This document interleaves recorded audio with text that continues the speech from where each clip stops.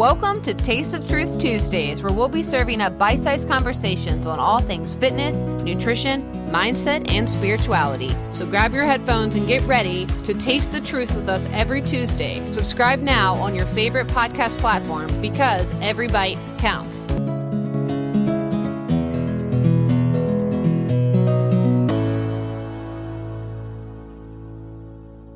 The Christian Inheritance of the West. What Christianity absorbed, built, and left behind. People say this all the time, that the West got its ideas about pluralism, tolerance, and liberty from Christianity. That without it, there would be no concept of human dignity, no rights, no freedom in the modern sense. And that if those things feel unstable now, the solution is simple. Return to the source. This claim is not just oversimplified, it reverses the historical pattern.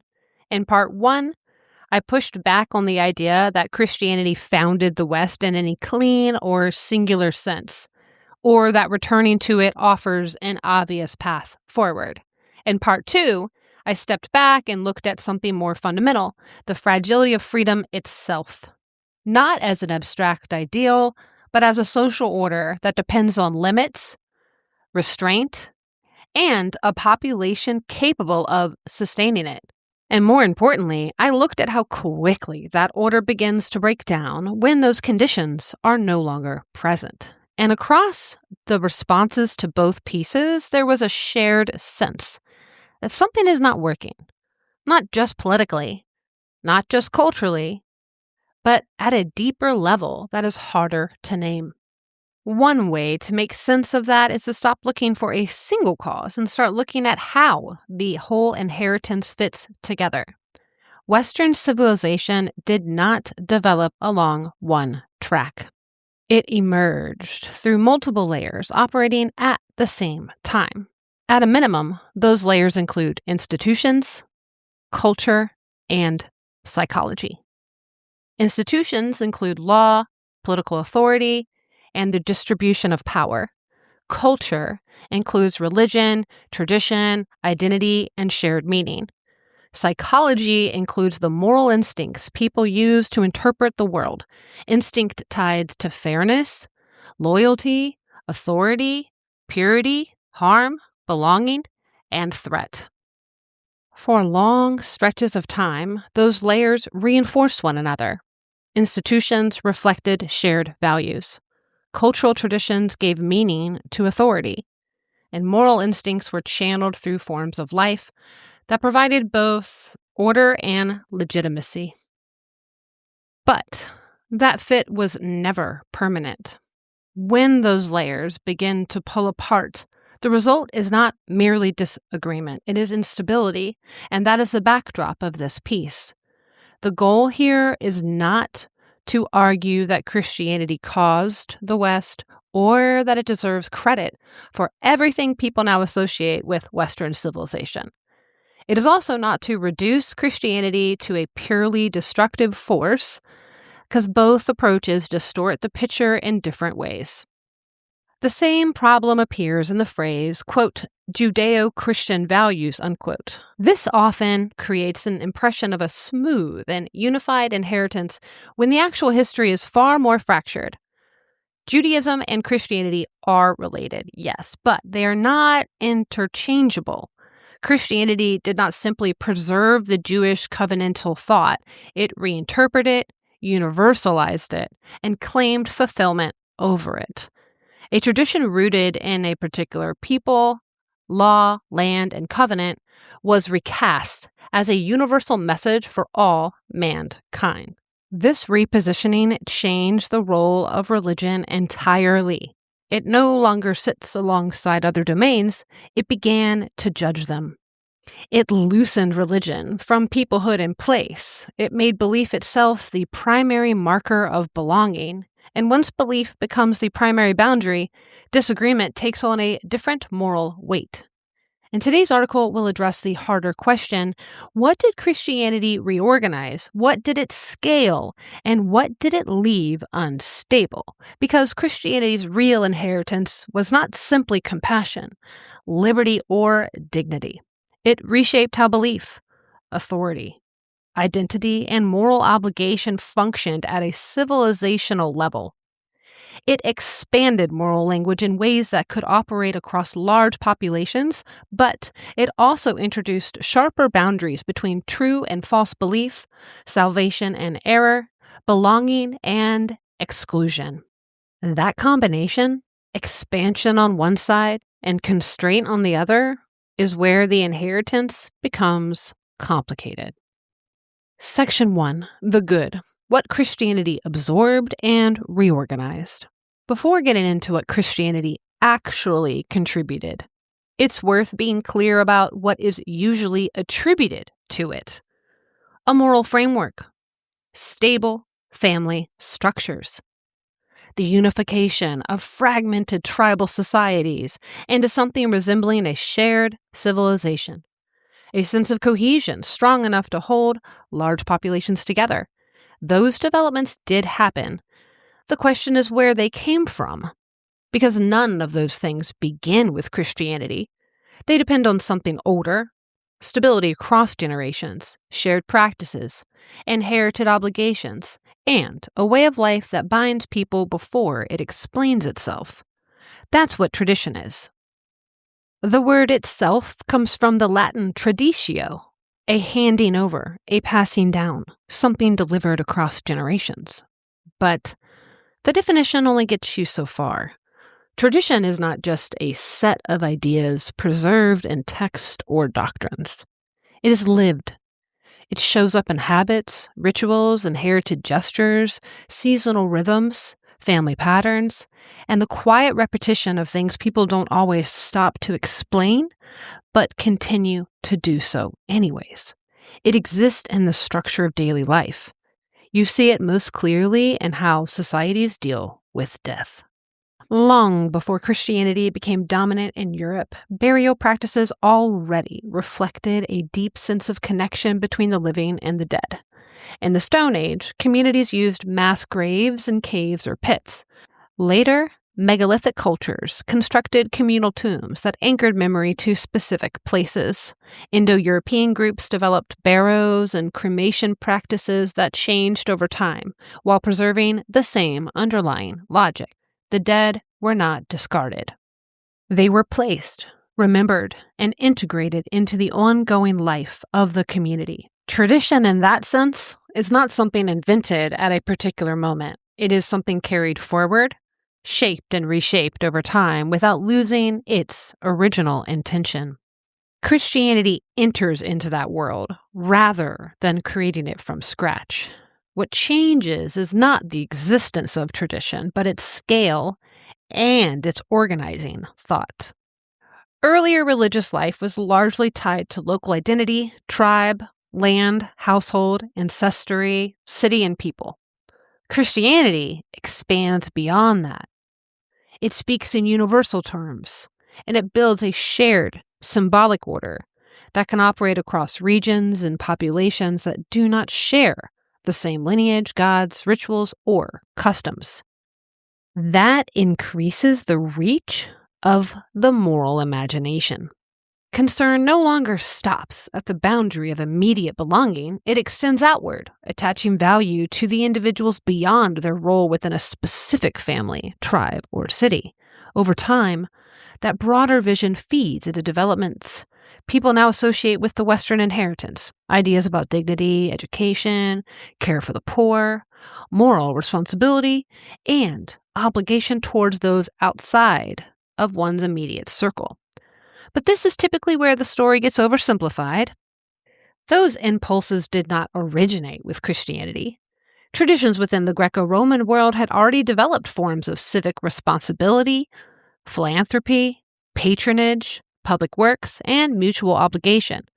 Grain distributions, civic benefaction, philosophical ethics, and local forms of duty were not Christian inventions.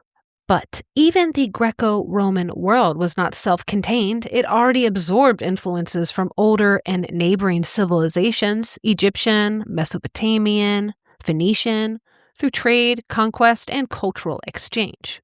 As scholars like Martin L. West and Walter Burkhardt have shown, Greek thought itself was shaped in part by these Eastern traditions. The ancient world was not morally empty before the church arrived. It was already layered, interconnected, and carrying forward inherited forms of order, obligation, and meaning. You can see this clearly in Stoic thought. Christianity is often treated as if it introduced universal human concern into a cruel and indifferent ancient world. Stoicism already spoke in universal terms. It could describe human beings as participants in a shared moral order and extend concern beyond tribe, city, or immediate kinship, but the structure was different. One comparison between Roman Christianity and Roman Stoicism helps clarify the difference. Stoicism could speak of universal humanity without making moral belonging depend on conversion to a saving truth. Early Christianity, by contrast, carried a universal message while also drawing a sharper boundary around religious adherence. Its moral vision expanded outward, but it did so through a division between those inside and outside the saving order. Christianity did not invent universal concern, but it did reorganize it. It took older moral instincts, philosophical ideas, Jewish inheritance, Roman scale, and local traditions and bound them up into a universal religious narrative. It gave those instincts a broader scope, a more unified story, and a more durable institutional form. But expansion alone does not explain why a civilization holds together. A social order lasts when it fits the way people already experience the world. People do not move through life as detached, rational observers. They respond through instinct, loyalty and betrayal, fairness and injustice, authority and rebellion, purity and contamination, belonging and threat. These instincts do not operate on their own. They cluster. As you may recall, we discussed in the last episode, Fragility of Freedom, in more traditional societies, moral intuitions tend to reinforce one another. Care, fairness, loyalty, authority, and a sense of sacred operate together rather than pulling apart. Even when people disagree, they often are drawing from that same underlying moral vocabulary when interpreting what is happening around them. And that shared moral vocabulary, that gives a society stability. And Christianity operated on that level. It did not simply present moral rules, it gave instinct narrative form, and it placed it inside a larger story about meaning, suffering, hierarchy, obligation, sin, redemption, and ultimate reality. It offered a way of interpreting the world itself. And for people living in unstable conditions where political authority could be inconsistent and survival uncertain, that kind of story organized experience. It offered coherence in a world that might otherwise feel random.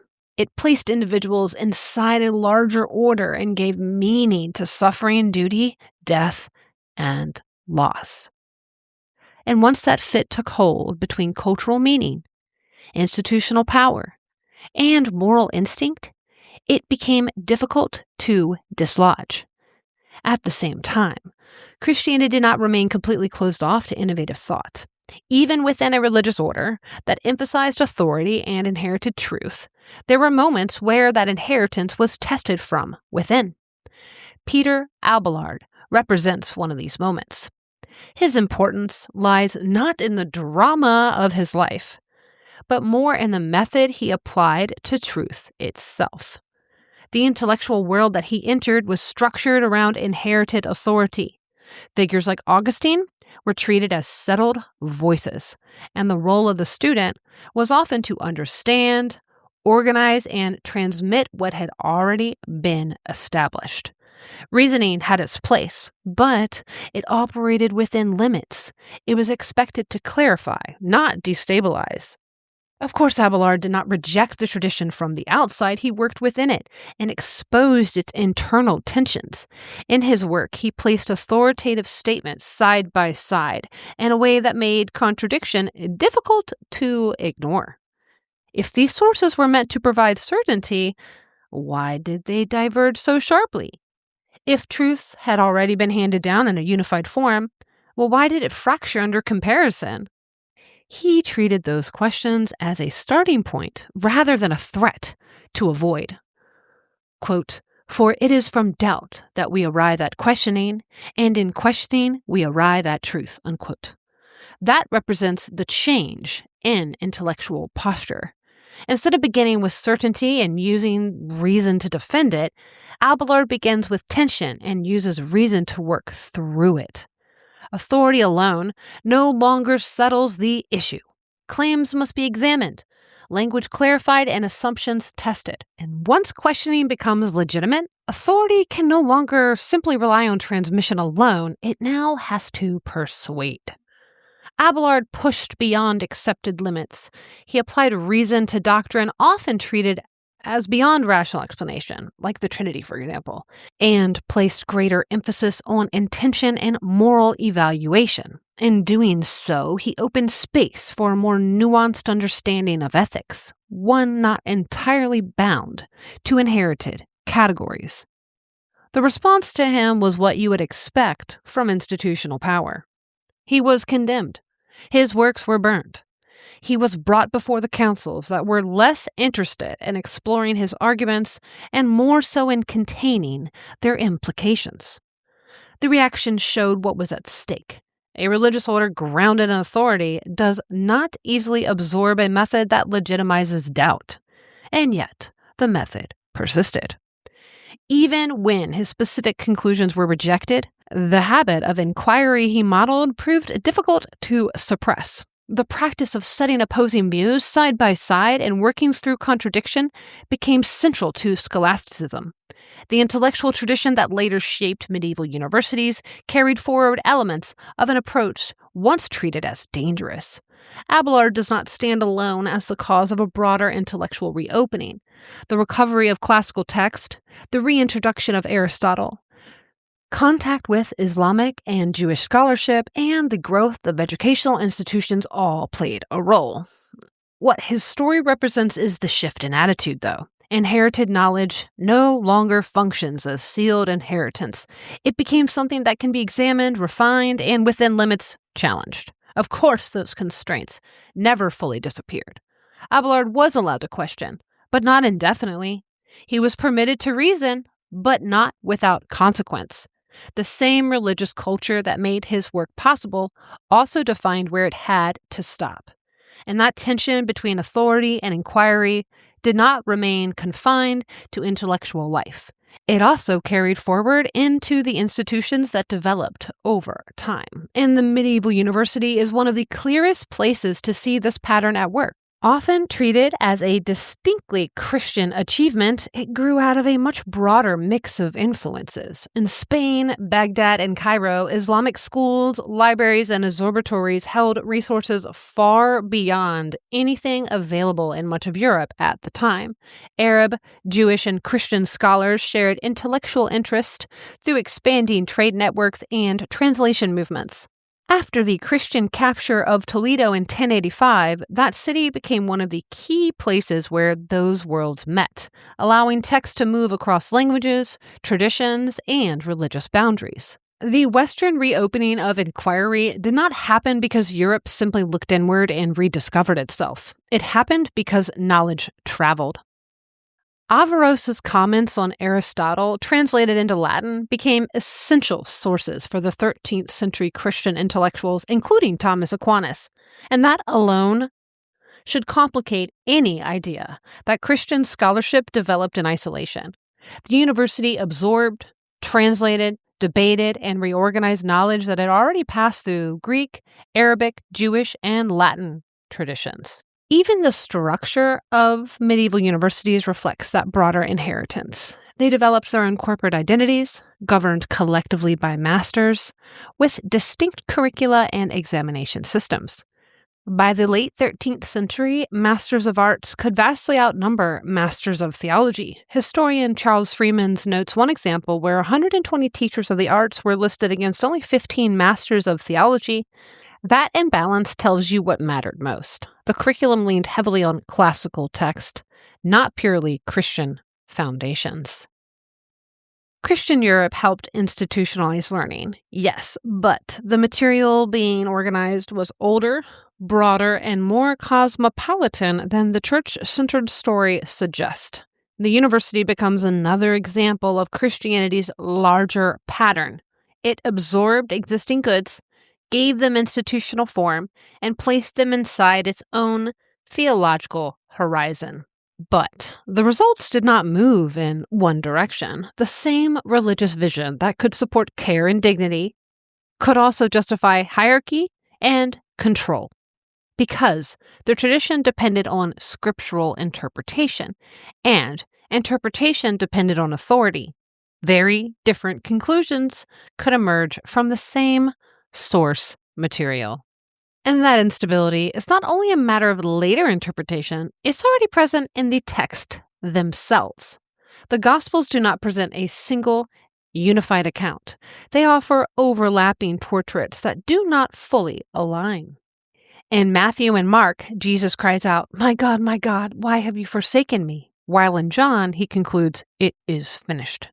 The tone shifts from abandonment to completion. The timeline shifts as well, with the Synoptic Gospels placing the final meal at Passover, while John places the crucifixion before it begins. Even the ethical posture is not entirely consistent. In Matthew, Jesus teaches, "Turn the other cheek," while in Luke, he tells his followers, "Let the one who has no sword sell his cloak and buy one." Taken together, these are not minor discrepancies. They open space for fundamentally different readings of what their tradition demands. Christianity persists not as a fixed form, but as a tradition capable of producing multiple competing forms while still claiming continuity. This becomes especially clear in the debates over slavery.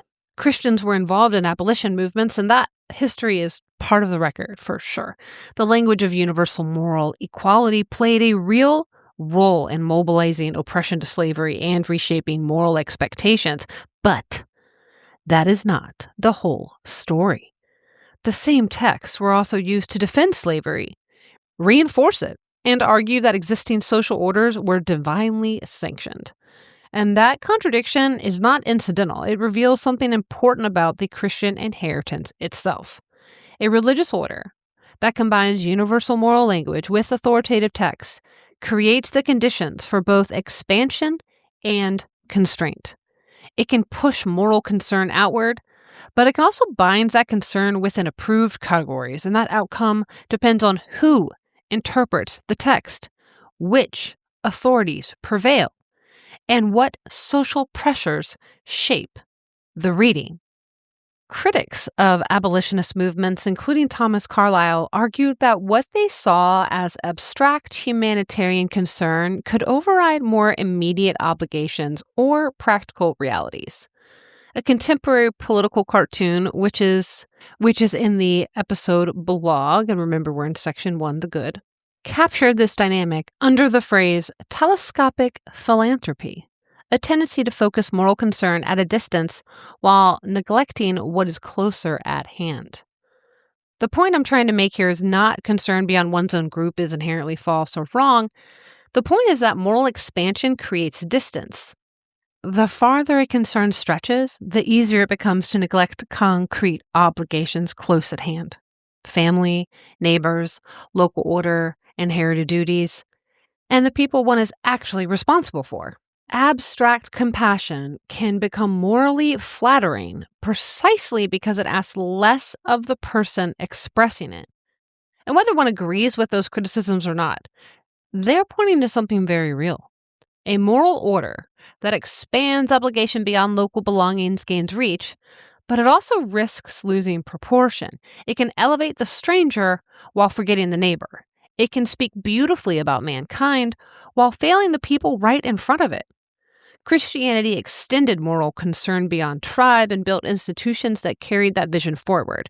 But It also introduced pressures around authority, interpretation, exclusion, and the limits of acceptable thought.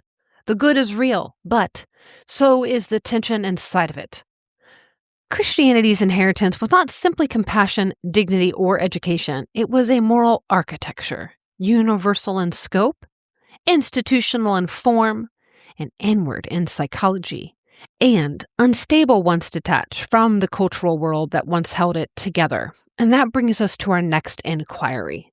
Not just what Christianity gave the West, but what kind of moral order made those outcomes possible. Section 2, the bad. Truth, authority, and the limits of inquiry. At this point, the issue is not what happened when Christianity moved from the margins to power. I've explored that elsewhere. The suppression of rival systems, the narrowing of acceptable thought, and the long habit of treating competing worldviews not as alternatives to debate, but as errors to contain. The deeper question here is more structural. What kind of religious order produces those outcomes in the first place? Because the shift was a reorganization of how truth operated, how disagreement was handled, and how legitimacy was defined. Earlier Greco-Roman religious and philosophical life was not tolerant in the modern sense, but it was more comfortable with multiplicity. Rival schools, local cults, household gods, civic rituals, and philosophical traditions could coexist without requiring one totalizing creed to absorb or eliminate the rest. That did not make the ancient world peaceful or morally pure, but it did mean that the truth was not always treated as one fragile object that had to be protected from every rival. The Abrahamic worldview introduced something different, though, often called the Mosaic distinction. It drew a sharper line between true and false in a way that changed the stakes of disagreement. Belief was no longer simply one option among many. It became a dividing line, and once that line was drawn, alternative ways of seeing the world did not remain neutral.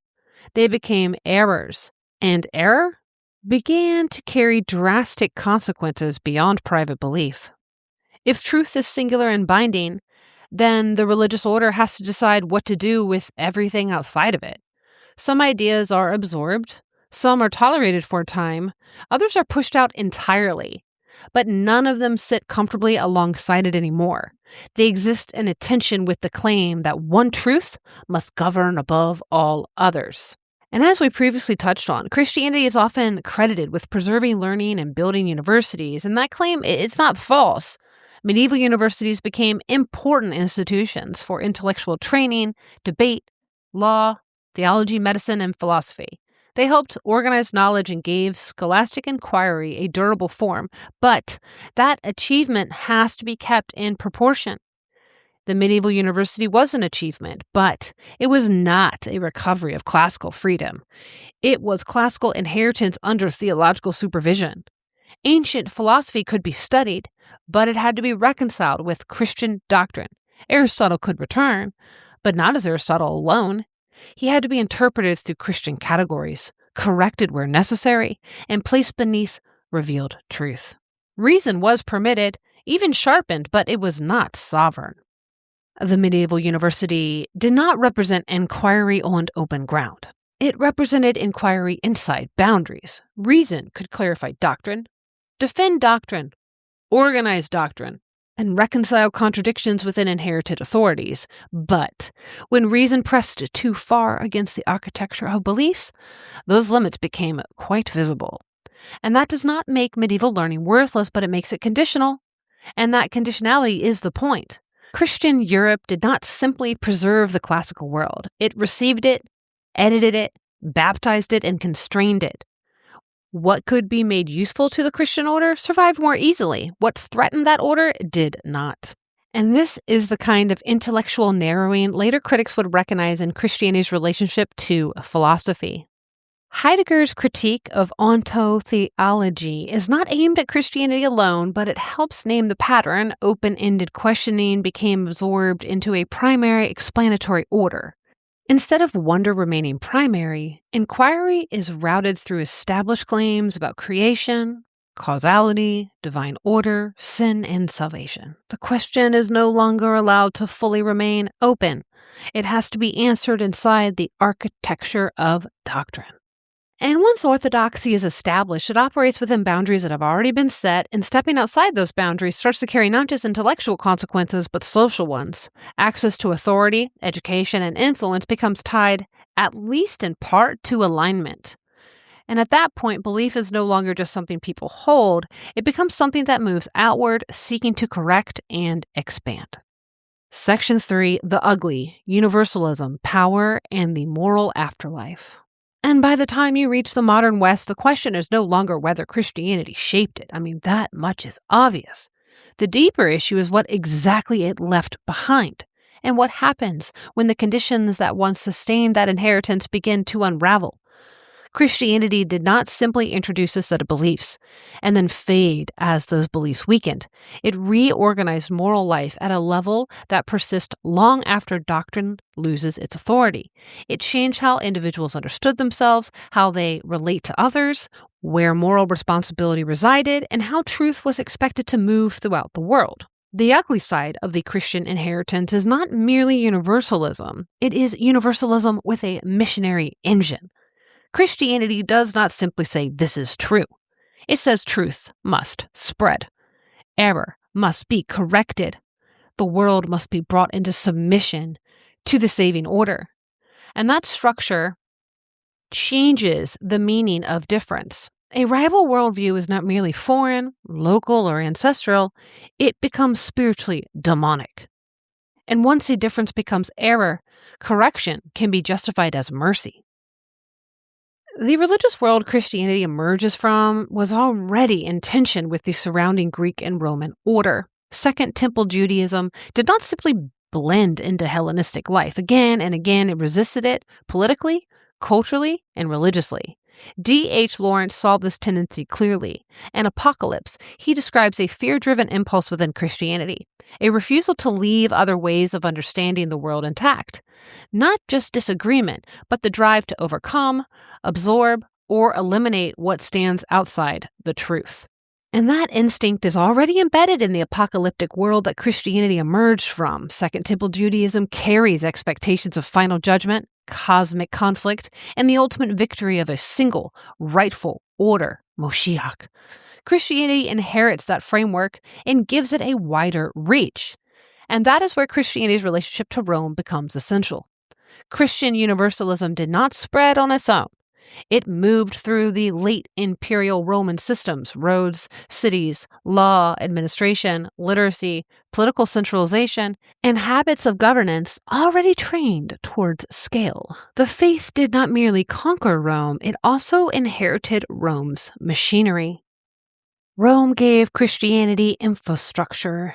Christianity gave Rome a sacred moral horizon. Together, they helped produce a form of power that could move across peoples, lands, languages, and customs while claiming to operate in the name of truth, rather than mere domination. And this is also why Christianity receives too much credit for goods it did not invent. One reason it's treated as the source of Western morality is that it became dominant enough to absorb older goods and narrate them backwards as Christian achievements. Care for the poor, philosophical inquiry, civic duty, moral discipline, education, and concern for the common good did not appear out of nowhere when Christianity entered history. Many of these were already present in Greek, Roman, Jewish, and local European worlds. Christianity reorganized them inside of its own story, though, and that reorganization is what gave them reach. It also gave them the new master narrative. As we've said, older traditions were often embedded in particular peoples, places, households, ancestors, cities, gods, calendars, and sacred landscapes. Religion was not just a private belief system, it was woven into the life of a people, and Christianity altered that relationship by making belief portable. It could cross borders, override local cults, and create a community defined less by blood, land, or inherited custom than by shared confession. And this is one of the most consequential shifts in Western history.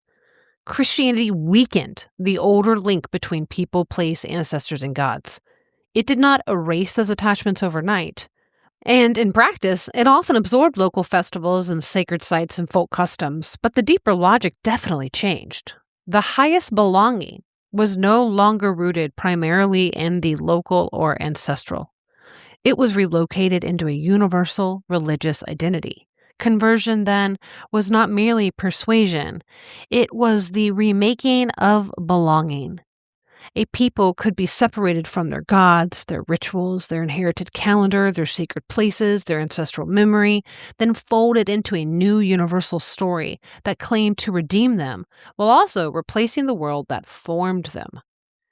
Not every conversion was violent. That would be too simple. Some conversions were gradual, political, strategic, sincere, blended, or partial. But once that universal truth claim was tied to salvation, rival traditions did not remain equal neighbors. They became obstacles to overcome, errors to be corrected, or remnants to be absorbed. The Crusades make this structure visible in its most explicit and militarized form. They were not only political wars, they were religious wars shaped by a sacred geography, penitential promise, and the belief that violence could be folded into a redemptive order. The Crusades did not simply mobilize Europe. They redirected it towards Jerusalem, a sacred center that was not its own. That does not mean every participant had the same motive, and it does not mean politics, land, wealth, status, and military ambition were irrelevant. Of course they mattered, but the crusading imagination reveals something specific. Once warfare is placed inside a sacred story, conquest can be interpreted as obedience, purification, defense, or salvation, and that is the danger of the missionary structure joined to power. It sanctifies expansion, and this is not confined to medieval history. The same pattern can reoccur whenever politics inherits religious moral intensity. The opponent is no longer merely wrong about policy, he becomes a threat to truth, justice, salvation, progress, safety, democracy, equality, or whatever sacred term now carries the old theological weight. At that point, disagreement becomes harder to contain.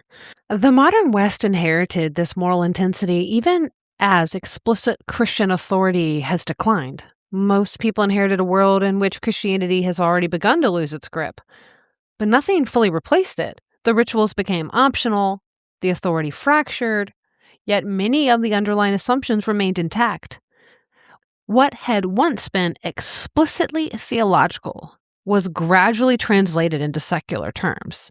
At the center of that structure is a form of universalism Christianity helped entrench. The idea that all people stand beneath one moral order, that identity is secondary to broader human category, and that truth applies universally rather than locally. That assumption did not disappear with religious decline. It migrated. Liberalism, in its many modern forms, carries the template forward. The individual abstracted from place, lineage, inherited duty, and thick communal belonging, then positioned inside a universal framework of rights, equality, and moral expectation. The language changes, the structure does not. The West moved from Christian universalism to liberal universalism without seriously interrogating the universalism itself. It replaced theological justification with philosophical or political justification, but it retained the assumption that the highest moral order transcends particular identities rather than emerging from them. And what carries forward is not only universal morality, but that missionary mentality. Salvation becomes progress, sin becomes injustice, heresy becomes hate, evangelism becomes activism. The world must still be corrected. The morally backward must still be brought into line. And the irony is hard to miss. The same people who pride themselves on rejecting religious dogma often reproduce its structure almost perfectly. Moral certainty, the heresy hunting, and the impulse to correct and convert, just without calling it religion.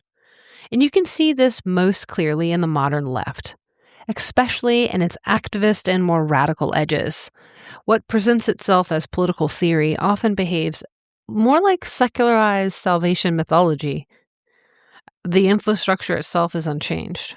The world is broken and the masses need liberation. God is removed, but everything else remains. The heretics still need correction. Sin becomes now hierarchy. Salvation becomes self-rule. The missionary doesn't disappear. He just changes form. And it still sorts people into the righteous and the condemned. It still creates the moral taboos. It still treats disagreement as contamination. It still imagines the world can be redeemed if only the right moral order is imposed, with enough force, shame, education, policy, or institutional pressure. And that is not the absence of Christianity, it is part of its afterlife. Later European expansion and even modern geopolitical projects often operate within the same structure: intervention framed as liberation, reform, or progress. Whenever universal moral claims are aligned with power and tied to the belief that truth must spread, action begins to feel necessary rather than optional. And to understand why it persists and why it adapts so easily across different historical contexts, you have to look at what is happening at a deeper level, not just in institutions or empires, but within the individual. Because the most enduring change that Christianity introduces is not only institutional, it is psychological. It altered where morality is located. In earlier classical traditions, especially in Aristotle, the moral life is oriented outward. The Greek conception of eudaimonia assumes that human beings can develop towards excellence. Flourishing is cultivated through practice, discipline, rational activity, and participation in the world. Character is formed through what one does, and the moral life is outward, embodied, and lived over time within a shared civic and social context. Christianity, especially through Augustine of Hippo, redirects that focus inward. The problem is no longer simply what a person does, but what a person is. Human nature itself becomes suspect, marked from the beginning. The doctrine of original sin reframes the individual not as someone developing towards excellence, but as someone starting already compromised. This is not just about isolated wrongdoing. It is about a baseline disorder built into human existence, transmitted across generations, shaping inclination before any conscious choice is made. From that premise, morality reorganizes itself accordingly. If the problem lies within, then moral evaluation cannot remain limited to outward behavior. It extends inward into thought, desire, intention, and impulse. The parts of life no one else sees but are still treated as morally significant. This becomes structured into daily practice. Monastic traditions classify internal states, temptation, pride, doubt, desire, as if they were items that could be named, tracked, and corrected. Authority expands beyond regulating behavior into defining what counts as acceptable thought, shaping not just action, but the boundaries of the inner life itself. And once it relocates inward, the primary site of regulation is no longer only the community, it is the individual mind, where conscience, guilt, confession, fear, and self-regulation operate continuously, often without any visible external enforcement. And you can see the implications of this in the conflict between Augustine and Pelagius. Pelagius emphasizes that human capacity, the ability to choose, improve, and take responsibility for moral development. Augustine, though, rejects that position, insisting on dependence, on God's grace, on divine intervention, on something beyond human effort. And this is not only a theological disagreement, this is also a question about agency. If the individual cannot fully rely on their own capacity to move toward the good, then moral development becomes entangled with God's authority. Responsibility does not disappear, but it no longer stands on its own. It now becomes mediated, conditioned, and in some cases limited, as the individual is situated within a framework that places ultimate transformation outside of purely human reach. Over time, that tension begins to shape intellectual life as well. Historians like Charles Freeman do not argue that inquiry simply disappeared, but that conditions surrounding it changed. When belief becomes tied to salvation, and when error carries not only intellectual but spiritual consequences, curiosity itself begins to look very different. Questions are no longer neutral exercises. They take on this moral weight. And in certain contexts, that began to carry risk. But writers like Thomas Paine noticed this and pushed directly against the idea that truth can rest on inherited authority. In The Age of Reason, Paine argues that revelation, once it passes through human hands, can no longer function as unquestionable truth. What begins as divine claim becomes human interpretation, and therefore something that must be examined rather than simply accepted. That move cuts directly against the structure that treats questioning as a risk. It reopens the possibility that belief itself should be subject to the same scrutiny as anything else. Mark A. Knoll describes a similar pattern in later Christian intellectual culture, a tendency to preserve rather than extend it.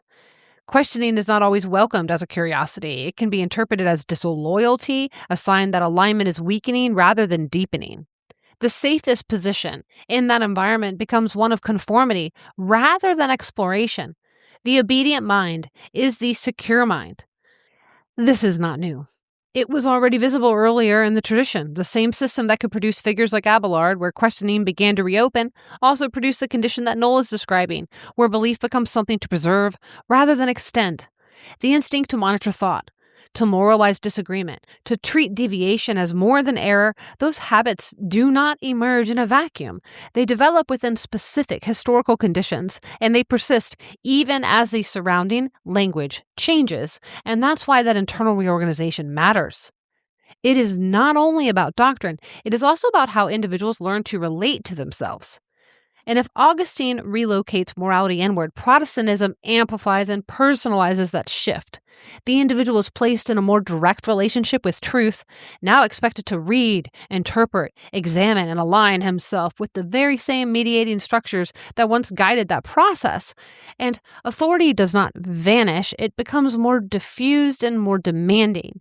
The church hierarchy may weaken in some places, but the new pressure now emerges through scripture, sermon, household discipline, community surveillance, literacy, and conscience.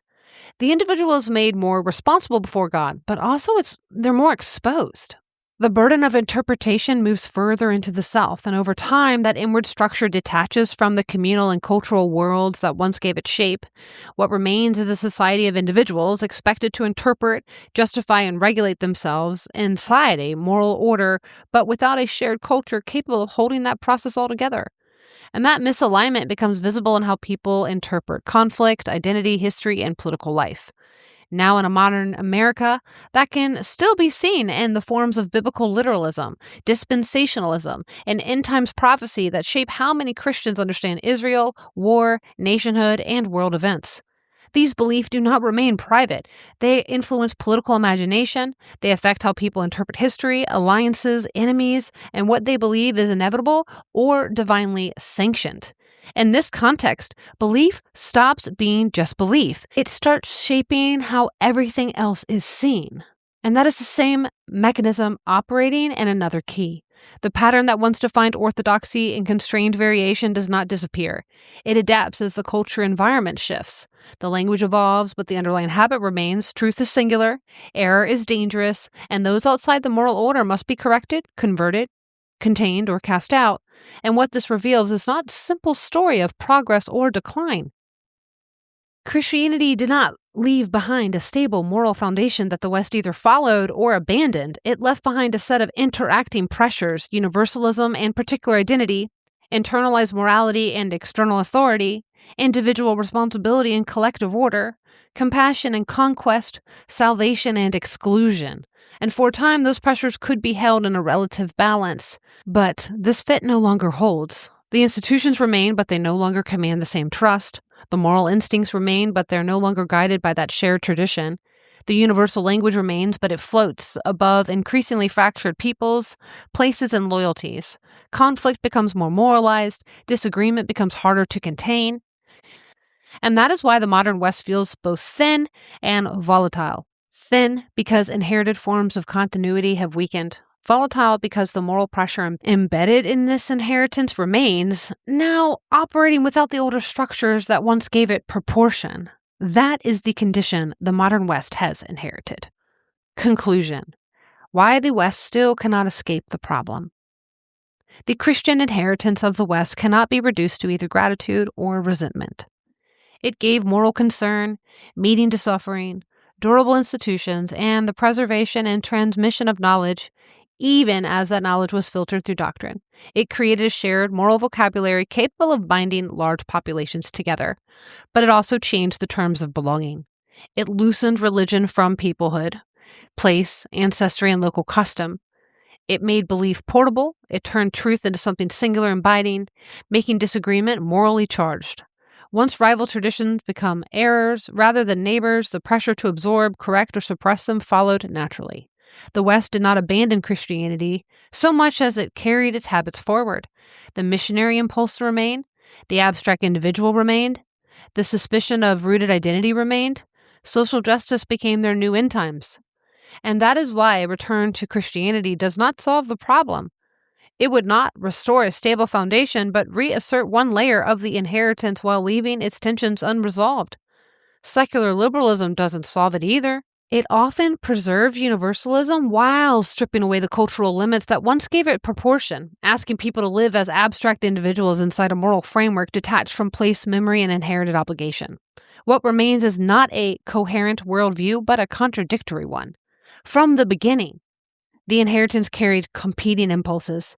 Early Christianity emerged from that apocalyptic environment while also developing moral and institutional frameworks for life within the world. Over time, those tensions were not resolved but reworked and emphasized in different ways. Within Protestantism alone, some strands treated the world as something to be ordered and reformed, energizing movements like the abolition, while others emphasized its corruption and eventual end, orienting life toward endurance and escape. The divergence is not a break from the tradition, but a difference in emphasis within it. The result is a system that can point in opposite directions while still claiming the same foundation. And this is not something a civilization can stand on. A civilization needs moral scale, but also proportion, compassion, but not so abstract that it forgets its own people, rights, but not detached from duty, inquiry, but not so subordinated to sacred certainty. Space for disagreement, but enough shared identity to keep it from becoming civilizational warfare. But above all, it needs rooted obligations. A civilization cannot survive on abstract principles alone. It needs loyalty, shared memory, boundaries, place, and a people capable of recognizing what is theirs to preserve. Because removing structure does not remove power. It removes the forms that make power visible and accountable. And when that happens, power does not disappear. It just shifts into forms that are harder to see and harder to resist. We are not standing outside this inheritance. We are still working from within it. And the task is not to romanticize Christianity, completely demonize it, or pretend we have escaped it, but to understand what it absorbed, what it built, what it destabilized, and what it left behind clearly enough so we can stop repeating its most destructive patterns.